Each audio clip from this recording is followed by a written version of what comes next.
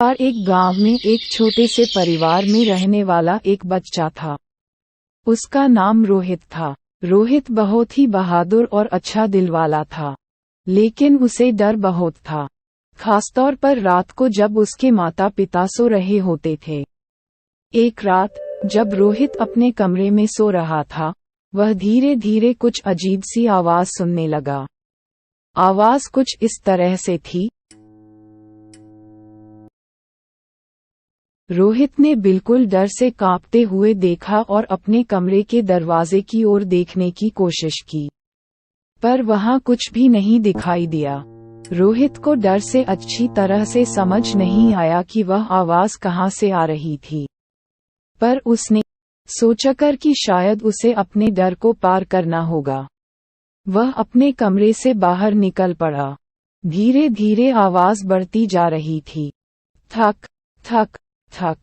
रोहित ने जब अपने घर के दरवाजे को खोला तो वहां कोई नहीं था, सिर्फ अंधेरा और रात की ठंडी हवा थी। वह घर के बाहर जाकर देखने लगा।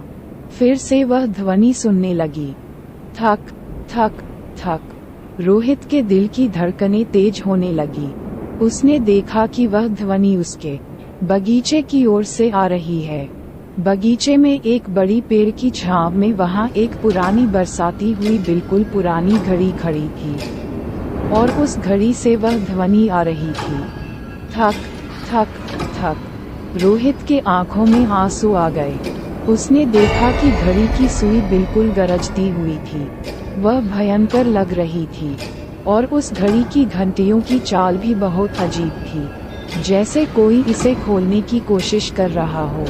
रोहित को और भी ज्यादा डर लग रहा था। वह उस पुरानी घड़ी के पास नहीं जा सकता था, पर फिर भी वह बहादुरी से उसे खोलने का प्रयास करने का निर्णय लिया। रोहित ने धीरे धीरे घड़ी को खोला और जब उसने अंदर देखा तो उसे बहुत ही चक्कर आए। वहां एक छोटी सी लड़की थी जिसका चेहरा बहुत ही भयानक दिख रहा था। उसकी आंखें सुंदर नहीं थीं, बल्कि वे बहुत डरावनी थीं। उसके बाल भयंकर तरीके से उभरे हुए थे और उसके मुंह से भी आवाज निकल रही थी, थक थक थक। रोहित ने बिना समझे उस घड़ी को फिर से बंद कर दिया और दौड़ते हुए अपने कमरे में वापस गया। वहां पहुंचकर उसने अपने माता पिता को सारी बात बताई। उस रात के बाद से वह घड़ी और उस डरावनी लड़की की ध्वनि वहां से गायब हो गई थी।